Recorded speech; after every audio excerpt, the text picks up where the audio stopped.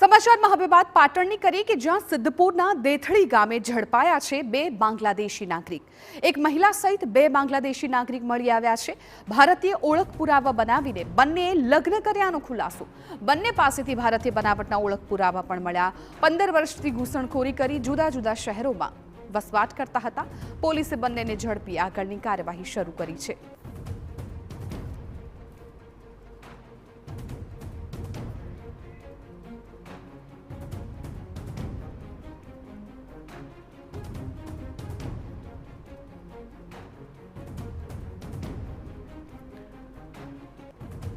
તો હાલ તો પોલીસે બંનેની ધરપકડ કરી લીધી છે અને આગળની કાર્યવાહી શરૂ કરી છે. સિદ્ધપુરનો આ બનાવ છે કે જ્યાં દેથડી ગામે બે બાંગ્લાદેશી નાગરિક ઝડપાયા છે.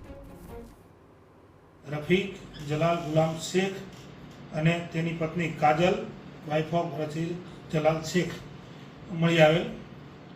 આ બંને છે એ બાંગ્લાદેશના પુરુલિયા વિસ્તાર ચાકચોડી બજાર એરિયામાંથી આવેલ છે અને આમણે ઘૂસણખોરી 2010